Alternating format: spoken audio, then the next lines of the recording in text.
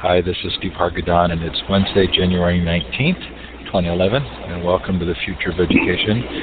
Our special guest tonight is Yong Zhao. Yong, thanks so much for coming on the show again. Thank you.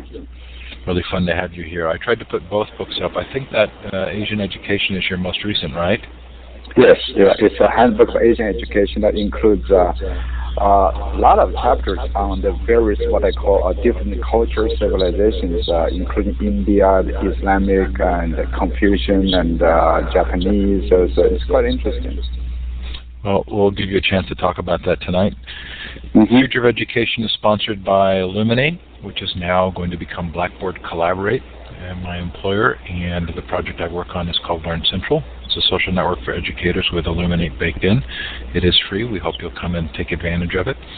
Coming up on our interview series on Thursday, tomorrow, Barnett Berry is going to talk about his new anthology, Teaching 2030.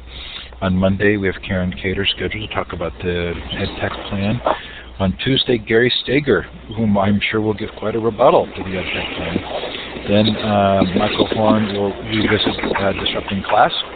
After that, David Wiley, Karen Hume, lots of fun. Well, new to the list is John Seeley Brown on February 22nd on his new book, The New Culture of Learning. Steve Wheeler on Web 2.0 and Learning on February 23rd. And new to the list as well is Mitch Resnick from MIT Media Lab there on March 10th. But hopefully something of value to you interested in coming and joining us for one or more of those.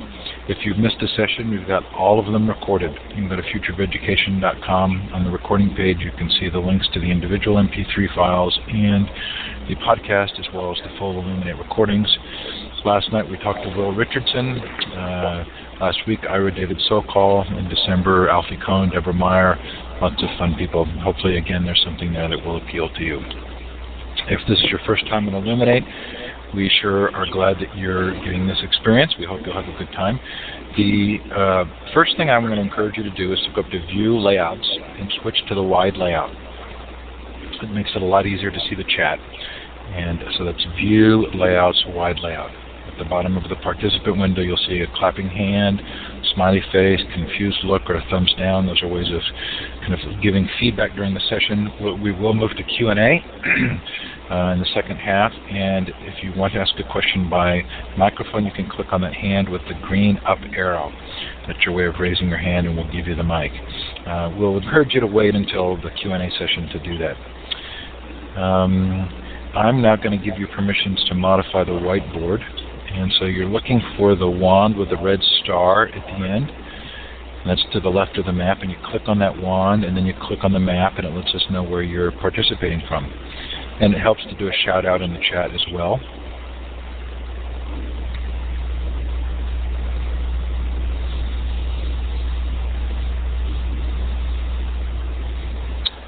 Bill's in Manila.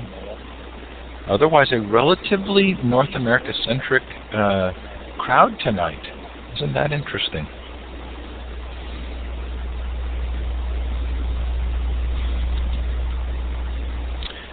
We're sure glad to have you with us wherever you're participating from. And if you're listening to the recording, thanks so much for taking the time to do so. So, Yong, it was about a year ago that you and I talked. And I've listened to the recording of that and actually looked at the book again, and I'm so appreciative of the message and the detail in catching up or leading the way. How are we doing? What's happened in the last year? Are we doing better, worse? What kinds of thoughts are you having?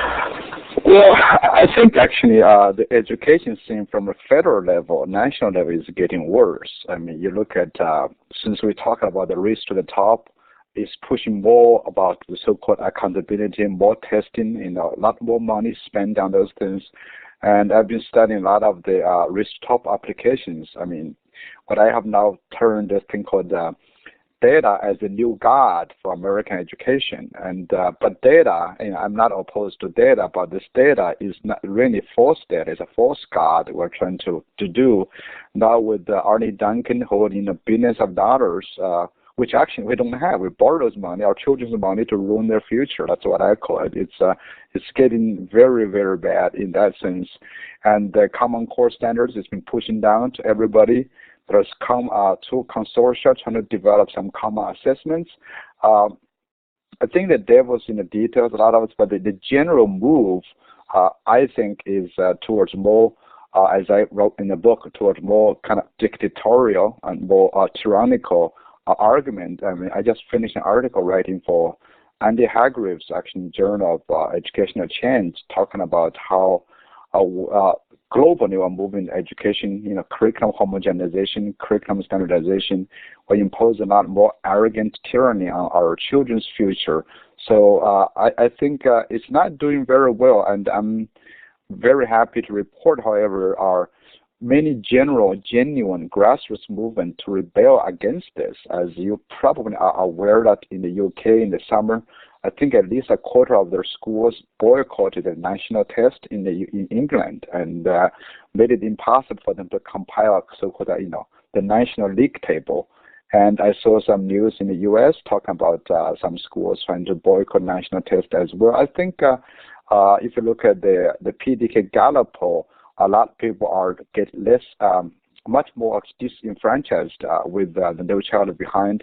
The enthusiasm endorsing the so-called outside accountability is actually dissipating based on those the surveys. So I think it's hopeful that people are beginning to realize the potential damages and not potential damage, actually realized damages and trying to move. But I don't see at the policy level that's happening. So that's really interesting. Both one at the same time, both positives and negatives. I did not know about that summer boycott in the UK, and I would love if somebody has a reference to that to put it in the chat, because I'd like to look it up. Just take a quick look at search for the UK primary schools boycotting. It's about in last August. That sounds a lot like the John Taylor Gatto Bartleby project. I don't know if anybody's familiar with that, but we're encouraging students to write on the top of tests. I would prefer not to take this test and then just not taking it. So in this same past year, we've had Education Nation and we've had Waiting for Superman. How have you perceived those particular activities? Well, actually there's two interesting videos came out. I don't know if anyone has seen the other one. It's called Race to Nowhere. Yes, we had the director on the show, Vicky Abellis. You had Vicky on the show? Yeah.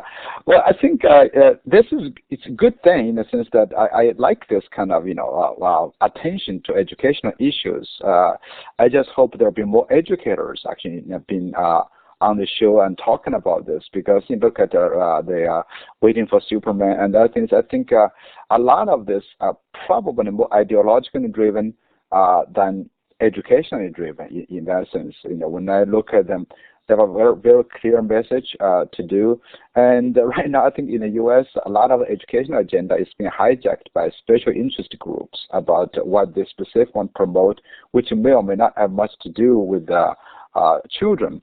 And I don't know if you're aware of the University of Colorado founded a National Center on Educational Policy. They're trying to debunk the so-called think tank reports, or movies like that about this. But of course, they are being charged of being too on the other side as well. So, but overall, I think in the U.S. we need a lot of courageous leaders and also people like you to bring a lot of different views and opinions to others, because definitely the mainstream media is still dominated by what I call the other side, the other perspective, that our children, our schools, our teachers needs to have reduced autonomy instead of more autonomy, not recognizing that in the future our children actually have to learn how to what we call invent jobs, not find jobs. As I'm stealing a line from the Social Network, by the way, is that our children have to grow up to become themselves. Children are independent thinkers. They're growing to be learners. They have to learn to take ownership of their own learning. But all now we're depriving them of the opportunities to do so. So it's fun to have Ira Sokol in the audience, and when we get to Q&A, hopefully he'll speak up. And I think his work is, if you're not familiar with it, is very interesting in the light of this, because looking at business interests and the protection of existing systems not being a new story necessarily. In this past year, you've also changed jobs. Yes, just recently. So I noticed that your Twitter name is going to be problematic. Well, I'm going to try to. That's what I call legacy, right? Think about educational reform is very much like this. You have a legacy. Do you want to change it or not change it? You have to make a good decision about it. So I don't know if I'm going to change it or not. I noticed that there was an article about government officials who actually, in their Twitter names had their title. And so they would actually completely switch and just hand that one over to someone new. I'll be curious to see what you decide. I went back through your blogs over the last several months, and obviously you talked about Education Nation, and you talk about the PISA scores. And I want to kind of talk about maybe how your thoughts have refined over the past year. But there are three particular news items that I thought we could start with a focus on. The first to me is having President Hu Jintao visiting right now. And it feels different to me, and I want to explore this just briefly with you. If, as you talked about in our last interview, fear is behind a lot of the reaction, the move towards standardization, I actually have an interesting feeling about his being here and seeing our country in the light of China right now, and feeling a little bit like we're failing. And feeling that fear myself, feeling that we've failed financially, that we're now in a position where we have less power and authority and less moral authority. Is there something going on there, and am I just experiencing the same thing that others do that maybe leads to a knee-jerk reaction? Actually, it does. I mean, I think the U.S. media, I think U.S. is a crisis-driven country. It's very interesting. I think this must be the good trait of American culture. We are always worried about the future, and I think what Mark Twain was talking about. When you look at the sunset, you think it's beautiful. When I look at it, I think it's going down. It's ending. Not exactly quote. Someone can correct me on that, but the general idea is that I think both political parties too, they're trying to talk about how bad you are, so I can replace you, do better. So that's how. And the Chinese media, culturally speaking, is dominated by the government. It's always going to praise what they have. So when you read the media stories about China, you always think it's exaggeration to the good side. If you read that in the U.S., you always think about the exaggeration to the bad side. But if you don't know, you take the same view like the Chinese think. The media may take a very rosy view of everything, so they will subtract the already gloomy pictures the U.S. media painted. Therefore, I think there's a lot of misperception of the U.S. is like U.S. is going to die tomorrow, something like that. So I think that definitely coming down here. I don't think the president of China necessarily understands more than some other people feed him the news story. So I think there is a general sense that the U.S. somehow is dying, but I was actually looking at some data yesterday from BBC that compiled from various sources. It doesn't show the U.S. in terms of GDP. It's in terms of the growth. If you look at last 30 years, China had the same kind of growth rate actually, but the percentage, of course, is different. But look at in terms of dollars, trillions of dollars is different. The U.S. only the big hiccup for the U.S. is 2008. 2007 when we had this crisis, and that was probably, I would say, as a discipline, Bernie Madoff. But I think overall right now, yes, you're right. I think there is this general perception outside the U.S. saying the U.S. is declining fast, and we like to talk about the same story. I think if you look at data, I would say other countries are rising, but the U.S. is not necessarily as declining as we think about it, And so we need to put a much more comprehensive picture together. I think what I recognized in myself was difficulty in separating out a concern about the financial decisions that have been made in the last 10 or 15 years in the U.S. and the educational story. and how easily those two could become confused. That our financial mess doesn't necessarily mean that our ways of thinking about education are a mess. Actually, you are so absolutely right, Steve. I was going to comment on that. And I said, China theoretically has been doing this kind of educational philosophy for a long time. It hasn't changed a lot. And nobody paid attention to it until it suddenly grew into this huge, economy. And people say, oh, China is taking over. Just merely 20 or 30 years ago, we were so critical of China, of not being able to, it's poorest country. Suddenly we think China is the wealthiest country. By the way, China's GDP is only like 1/3 of the U.S. GDP, but if you did that, maybe divided by per capita, it's still not anywhere near. And then we attribute China's growth to education, to its educational success. It's just a misperception, and China's education benefit from its economic development, but has not really been the driving force for China's education economic boom. I was also looking at the other confusion about how education and economy is often so closely intertwined. I think it's a misperception. I remember a few years ago, maybe a decade ago, when Ireland was booming fast at that time. And people think Ireland has some great education system. And then when they said that's not necessarily true because it's great over there. But now in the recently the collapse in Ireland, do we attribute that Ireland is suddenly doing bad in education?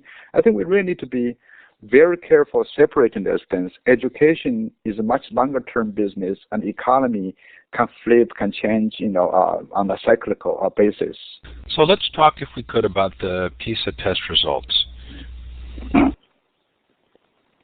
Mm-hmm.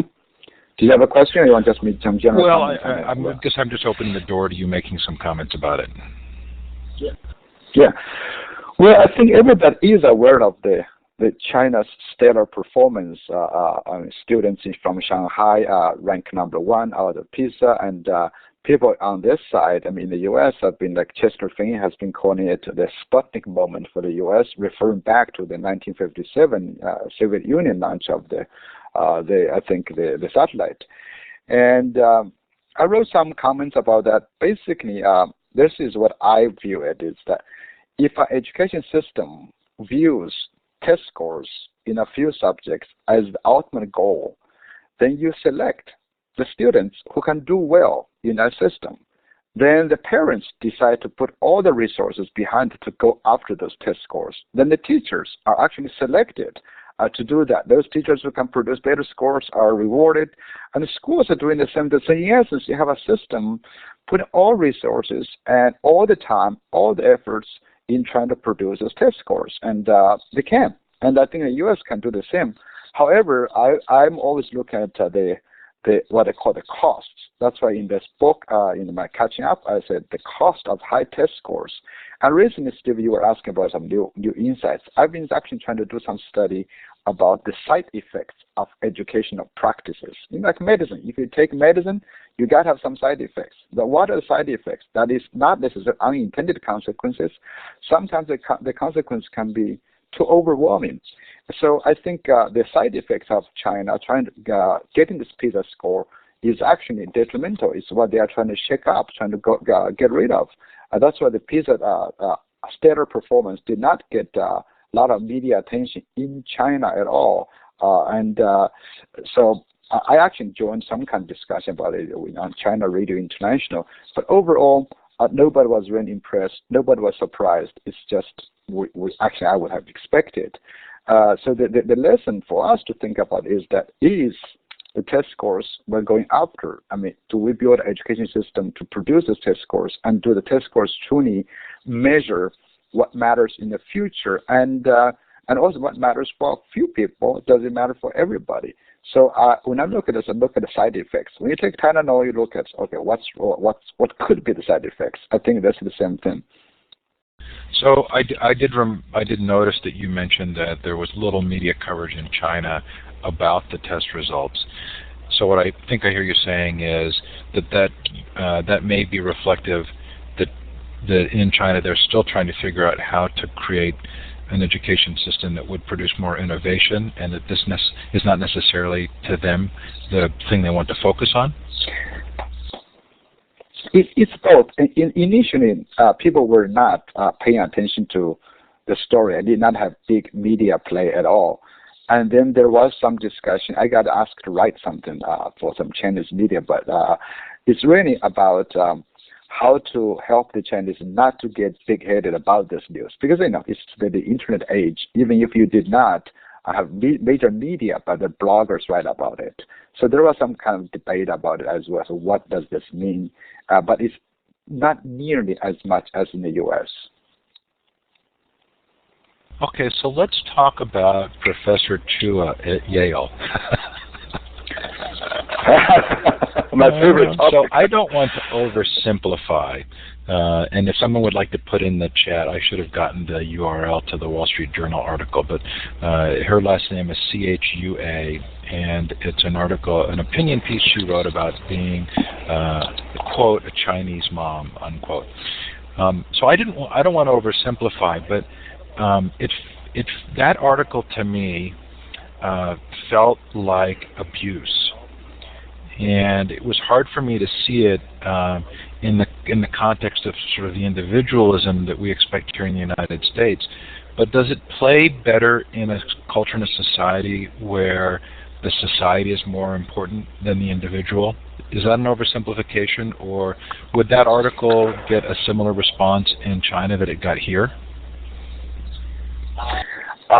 Yeah, actually, right now, in the sense that I've read quite a lot of discussion in China. I've been again invited to join some discussions in China, and I've got several reporters talking to me about this. It's I think the overall play is that people in general do not like what she described. I think that's actually, there's a media report in China, some bloggers or comment online said that this is precisely China has had a authoritarian system for so long, because parent and teach kids to comply with social demands, and then you produce people who are going to perpetuate that situation.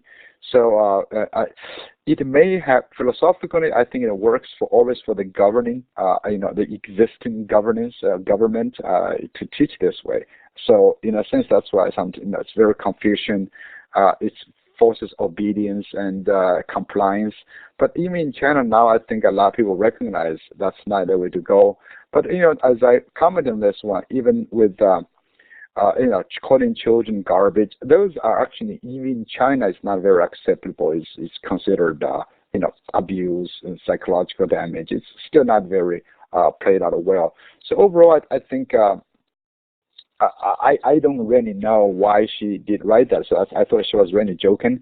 I think she was retracting some of her comments. She was changing itself, calling it a memoir about this, and definitely.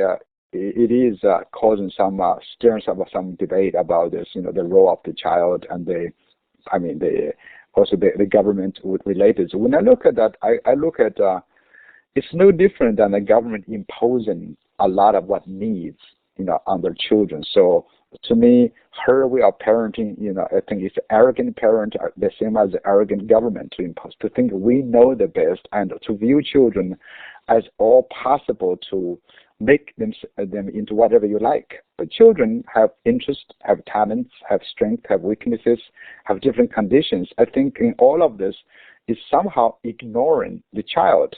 So possibly we can write a blog. So where is the child? If you look at that, no child behind, look at Amy Chua about how do we have any respect for anything.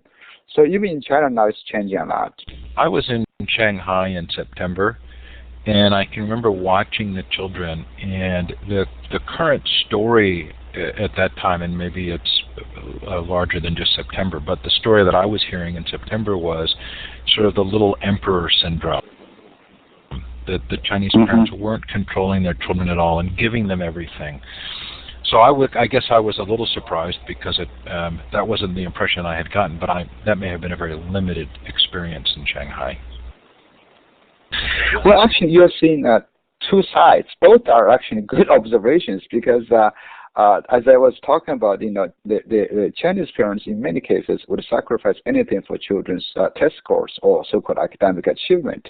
So they would do a lot of other things, treating the kids like a little emperor. But when it comes to academic studies, things that's defined by society or Chinese society or government as desirable, they will do anything to force them to do that. Interesting. Do you see what I mean? I do. And go ahead. So go ahead. No, please. Oh, I was just thinking that's a very interesting, looks like paradoxical, but it is true. So the Chinese, so that's why they sacrifice independence, social skills, any of those things, sometimes even integrity, but just fall to comply with the social requirements. I was talking to a writer from Hong Kong. She's actually from the U.S., and she used to write for Financial Times about creativity. I said, if you look at creativity in China, the most creative technology I've ever seen is cheating technology for testing. It's every year they have some new ways of how to cheat the system. It's wireless. It's great technology coming up. Innovations in cheating.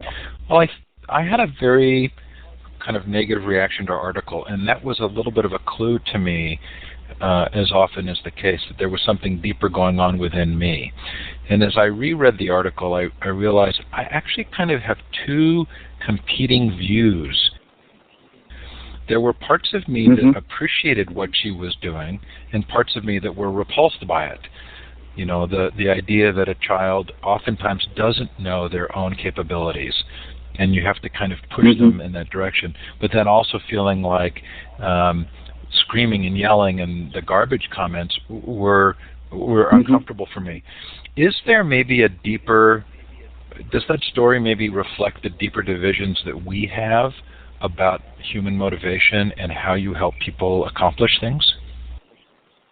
Well, I think all human beings, I think we all like to be in control. We like to understand things are going well. That's kind of explain a lot of the current, interest and fascination with test scores. I think I explained well by Stephen Jay Gould in The Mismeasure of Man, is that we are looking for quick and simple feedback about the situation. And so, but education, the growth of a child is a long process.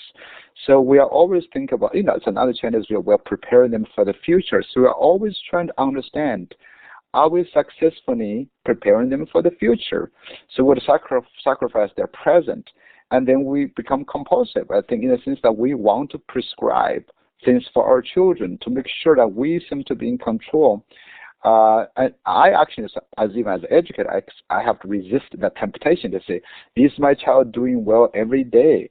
So we're looking for those indicators. I think the more educated we are, the more we steal our children's childhood, because we, in essence, try to prescribe everything without actually knowing exactly how that's going to happen. So I have really come to think about education is a very long-term process, growth as well, and the best thing we can give, if we learn from any great, kind of people like Albert Einstein, you talk about John Dewey and others. I mean, people may have different views of these people, but however, in general, I think they tend to say, okay, give children more opportunities, stimulate imagination, and arouse their internal motivation is much more important than trying to prescribe a path and force them to climb the ladder we have given them.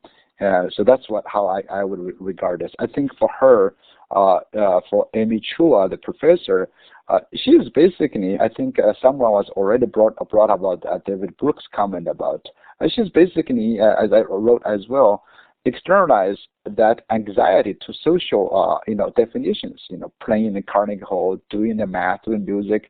She's basically asking schools to judge if a child is doing well. If you get an A, you're doing well. If not, you're not doing well for your future. So I think that's more for an outsourcing of parental responsibility. So I'm really intrigued by what lessons that we might take from this when we think about change. In the book you wrote that you hoped that your book would be a part of a conversation that would lead to change. If a lot of the current policy ideas are driven by fear and control, how do we help make a difference? Have you felt like you found ways through the book to make a difference?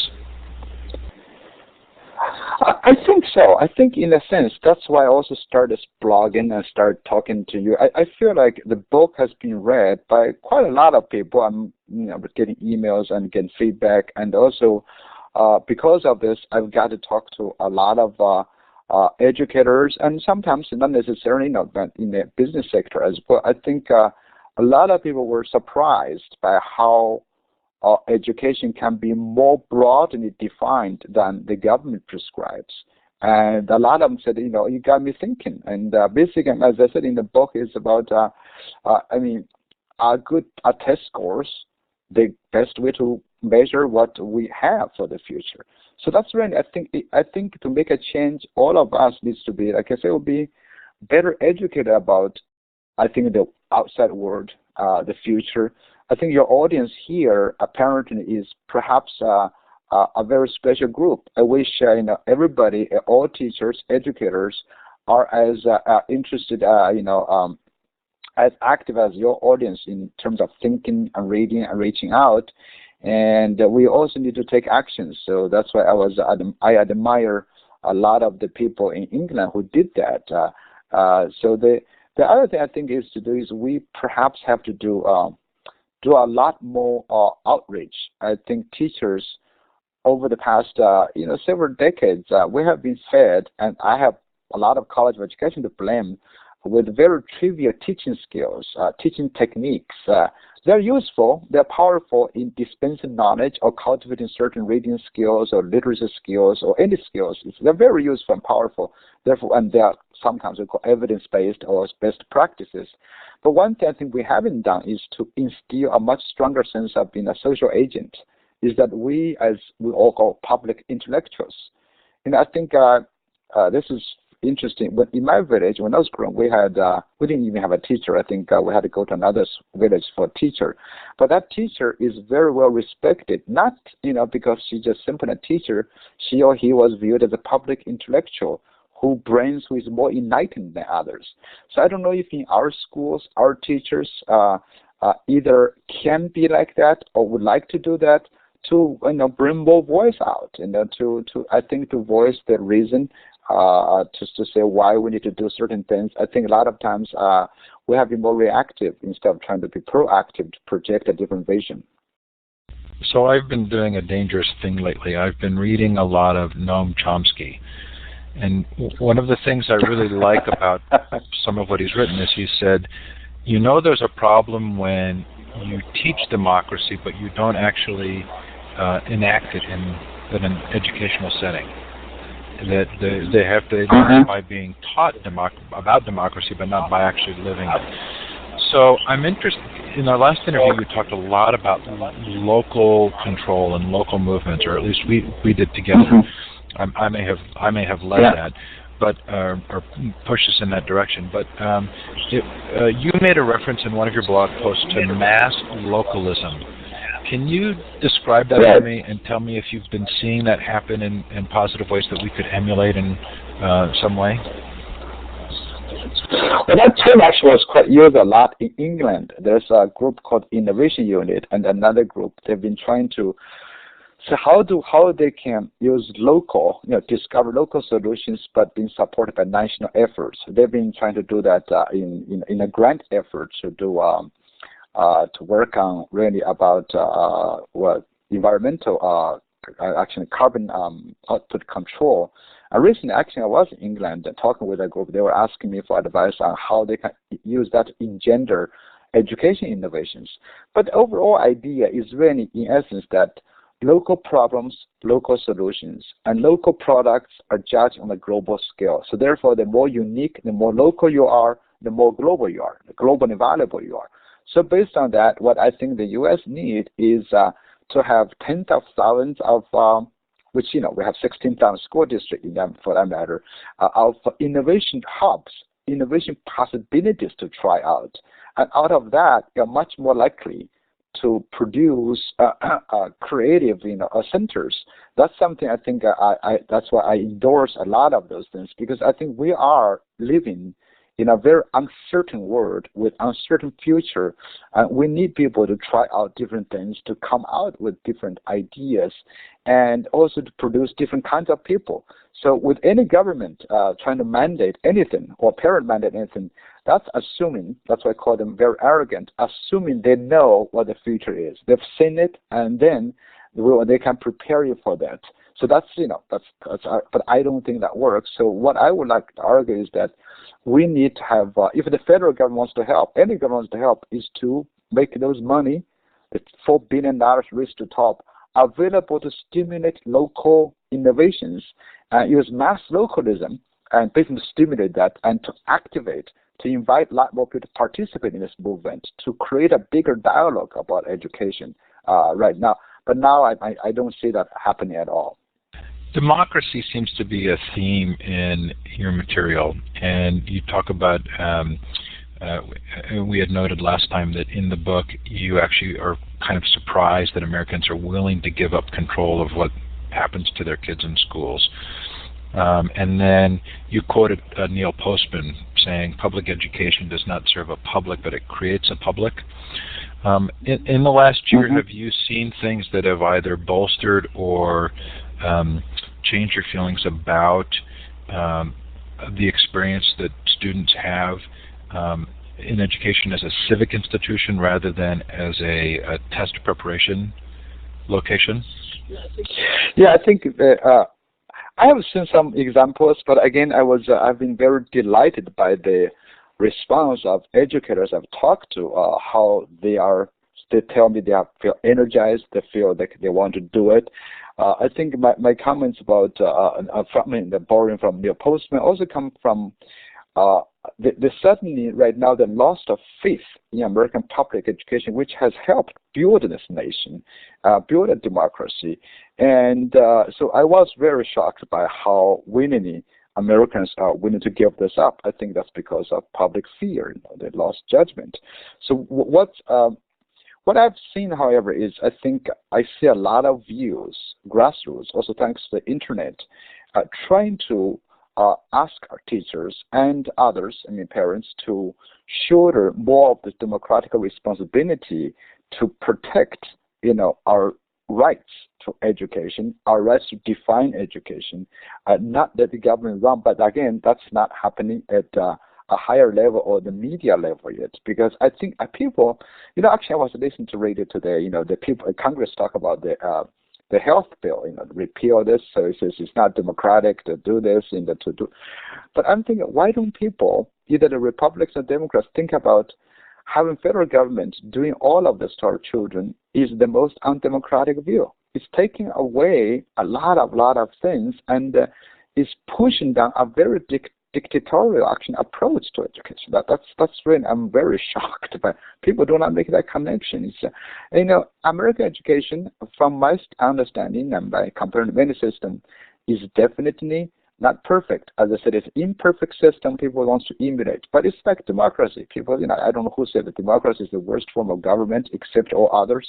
It's the same idea. I think I think education has the basic foundation. We need to really solve problems within the system, but do not question the foundation. Do not change the foundation of it.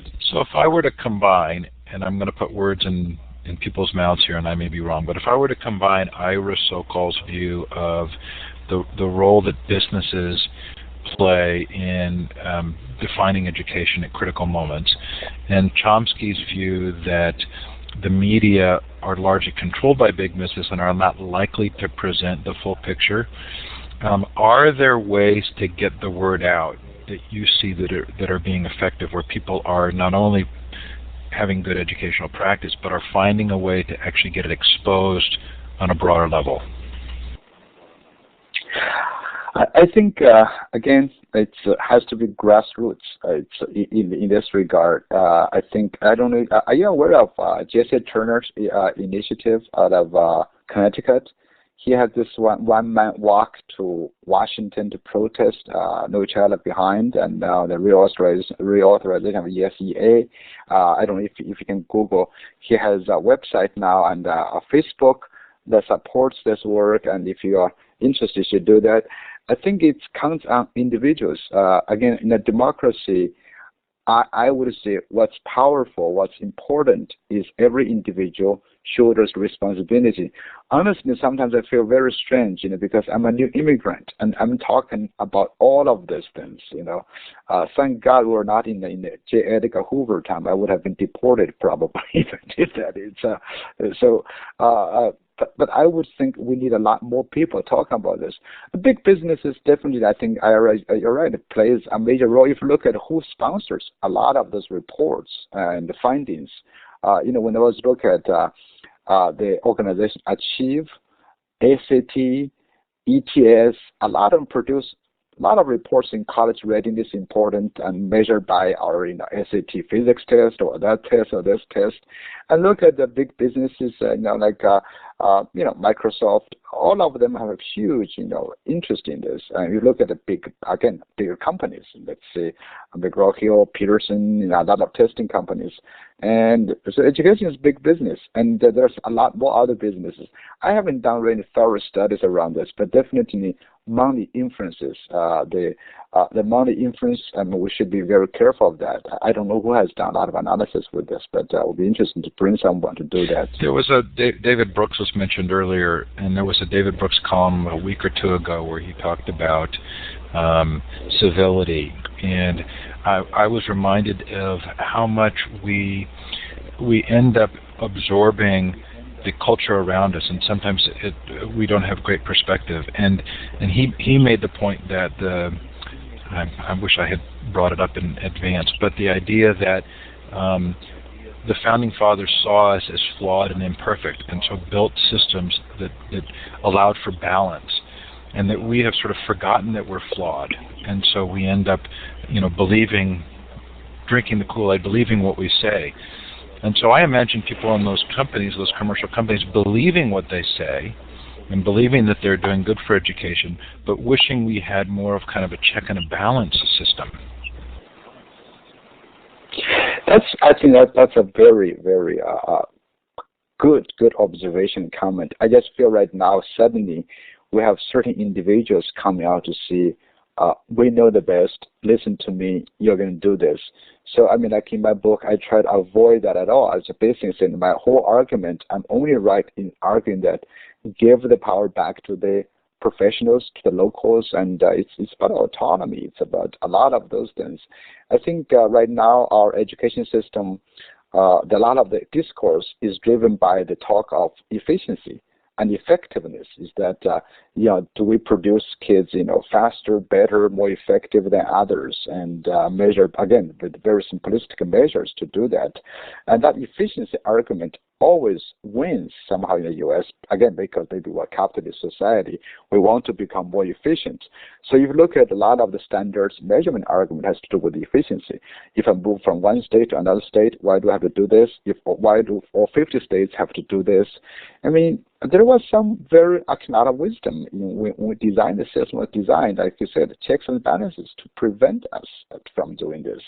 Who was the most efficient, effective leader? I would say Adolf Hitler was, for a while, but for a very short time period. And he was very efficient building the army. He was efficient in building, you can call it, an economy, a spectacular Olympics games, but then quickly collapsed because with a system you leave a couple of folks, so-called smart guys, to make decisions. What if those guys are either evil or really not that smart? Yeah, it occurred to me the other day that the word efficiency is such a tricky word because within the context of a business, you essentially look for a single process that you make better and better, but it's a single process. So when we speak about efficiency at all in the context of education, it brings this connotation of one way of doing something, which seems so counterproductive. But I think that's, Steve, that's what exactly, as you described, is happening to education. So in order to shoot for efficiency, we have to have one measure, one national measure. In order to shoot for efficiency, we have to only have the subjects we can measure, or things we can. So that's basically shooting for those part of it, Okay, so it's time to shift to Q&A. Thank you so much for being here tonight. This is, again, just a great conversation for me. I feel like I'm learning so much and appreciate the chat, although I have not been able to watch the chat very closely. What I have seen, I've really appreciated. So we're going to give those of you who are here a chance to ask questions. If you've posted a question in the chat for Yong, I have not seen it, and I would ask you to post it again, or feel free to raise your hand, which is using the hand with the green up arrow. It's the icon at the bottom of the participant window, and it's a hand with a green up arrow. There have been a couple of mentions in the chat. While we're waiting for questions, I'll ask one myself. There have been a couple of mentions in the chat of Dan Pink, and the question of financial incentives actually producing worse results in education. Is that a thought that, or not in education, producing worse results for higher level thinking jobs, which for me would be education? Well, I think isn't that the major theme of Daniel Pink's new book, Drive? I don't know if some of you have read it. The Drive says money or financial incentives, other simplistic incentives helps boost the production of routine type of work. But once moved to any complex, it's autonomy, mastery. Those are more important than the financial results. It is true, actually. To any complex process, complex thinking, if you want to use those very externalized rewards, and it results in perhaps 4 or 5 consequences. Only one of them will be genuine improvement. Others will either be cheating, manipulation. We can say all of those things. Finding ways to comply, token compliance, all of those things. I think that's why in education, a lot of times it is the genuine autonomy, autonomous teaching would be much more important than financial incentives. If you haven't read the book, I suggest you do it. Actually, it's based on a lot of good psychological research. So we had Dan on the show and for Drive specifically about his book. Although we didn't spend as much time on the link to education as I wish in retrospect that we had. But it's not. It was in some ways he popularized a message that I've seen in business for 30 years. It's just it never becomes the predominant view, and that's kind of the dilemma. In business we know that those, there have been many studies to show that kind of financial compensation backfires. We've seen it played out to a huge degree in the financial collapse, in Wall Street, where really bad decisions got made because of the financial incentives. And yet in business, that view really isn't the predominant view. Businesses are still very much run on financial incentives.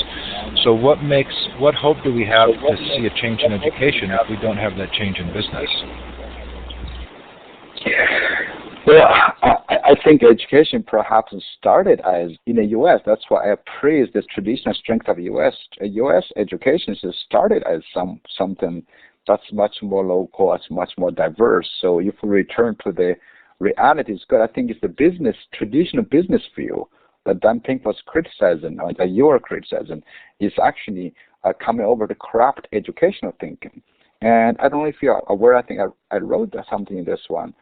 And David Berliner often talks a lot about this Campbell's law, about how if you use simple quantitative measures to monitor any social cause, you're going to lead to corruption. I think it's very similar in the sense of that.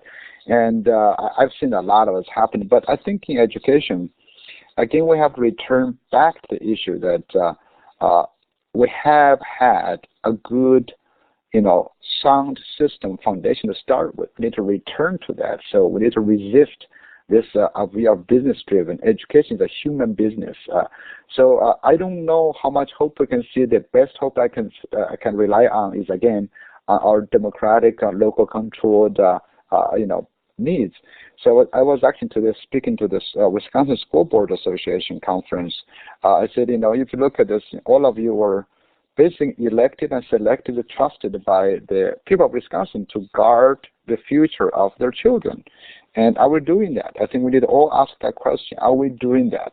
If we truly believe what's happening to our children right now because of the government, we need to question, are we doing that? How are we protecting our children?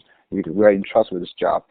That's, again, I really have no other answer but to try to work with our own educators. I every day ask that question myself. So what am I doing, with my children? But then other people's children the same way. You mentioned at the beginning of the show that we often see data as a false god. And I'm wondering if that relates to our inability to recognize our own weaknesses, meaning a large amount of data does not necessarily mean we're good at interpreting it. Just like the stock market and the constant feeding of data doesn't necessarily mean we're good at knowing what that data means. Are we seeing a false perception in education that more data will actually make us wiser? I actually was taking a different interpretation when you first posed the question. I said, I think with numbers, I call them numbers, you call data, we can hide our, perhaps really, like you said, our anxiety about our own incompetence of understanding the future. So I think when we have to speak to people in power, we look at the numbers, they say, well, look at the number, I feel like I'm in control. I know what's happening. I know what's going on in that sense. And then the more number we collect, the better we are. Look at that race to the top. Why did Arnie Duncan need a 750-point system to evaluate the report and a proposal? If I were up for 3 points, the more detailed you are, the less competent you are. What's the difference between 50 and 48? For example, it's really silly, but he creates those items. For research, you probably should do, just say, found this, maybe, and no. That's how we probably do it. We are much better at determining those things than just trying to, do those the fine detail. But then once we have the 750 points, we feel very competent, I guess. And now with all these other things is that another problem with us is that then we reduce that number to 4 people to say, okay, you're A school or B school. Then we reduce that. You're good, you need improvement, no improvement. A lot of them, you look at the cut scores. We have to cut somewhere. I don't know if you are aware of the New York ratings test. When they changed the cut scores, then most schools were not, beating the AYP anymore. It's a lot of numbers themselves. I guess someone's talking about this like, making sausage. The number actually, sausage making is very ugly. You don't want to look at it. It's when how people measure the stuff. You look at those measurement experts when they come up with items, when they make decisions, it's not necessarily that beautiful as we think simplistically in the media says, okay, this school made AYPs extend and moved on. It's not going to work that way. We've only got about 5 minutes left. If you've asked a question, again, I apologize. I haven't seen it. So I hope you'll raise your hand and let me know if you've got a question either in the chat or when you'd like to take the microphone forward.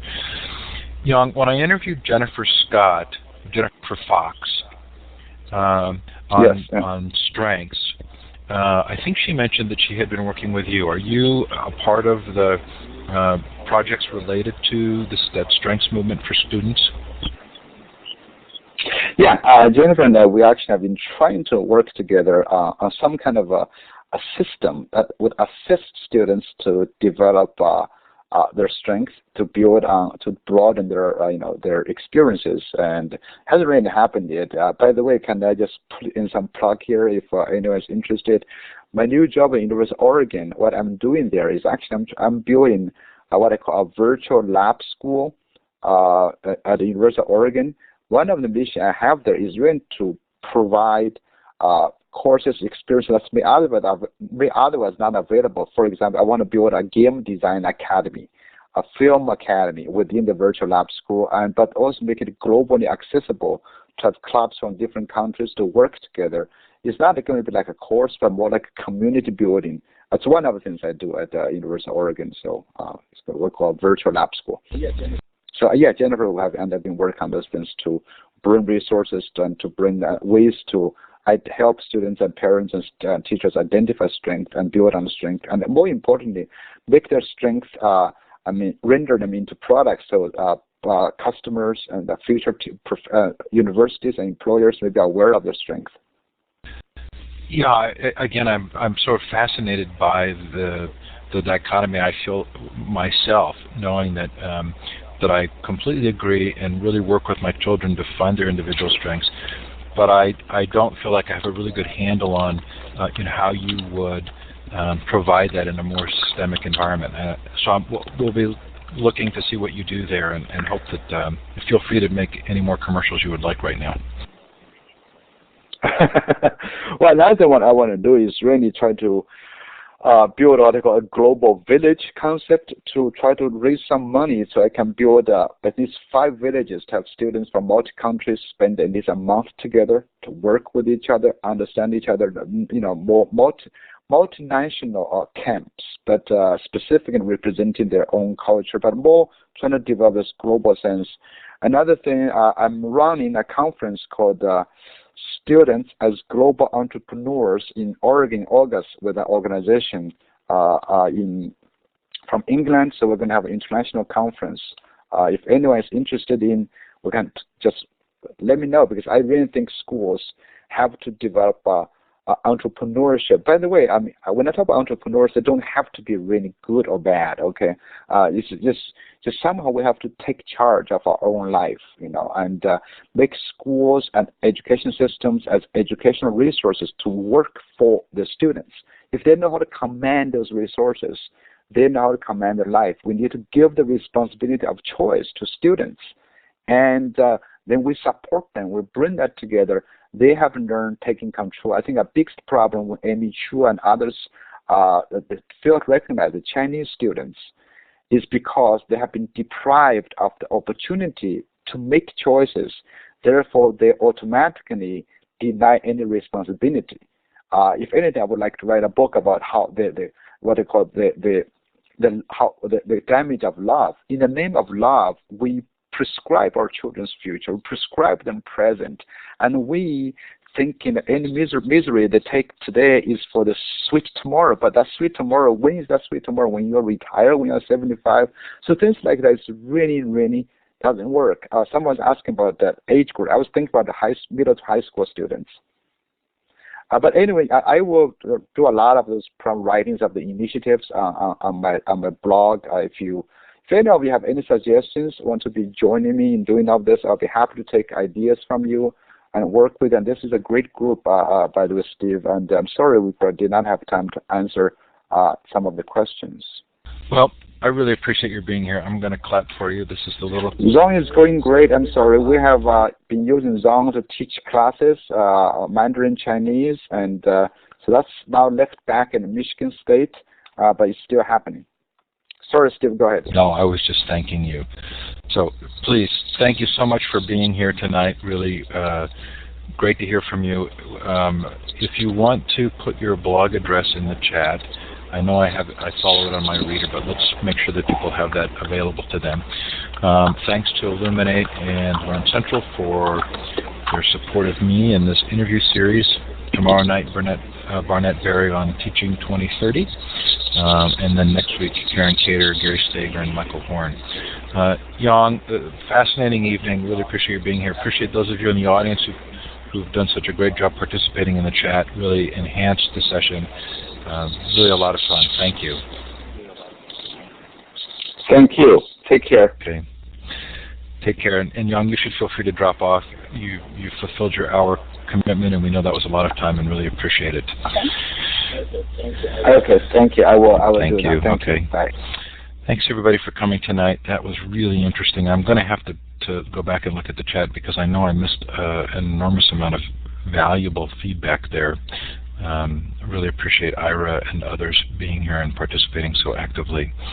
I will keep the chat open for a couple more minutes if anybody wants to trade links or anything like that, and then I'll get the recording up within the hour so that the recording is up and available. Thanks for coming, everybody.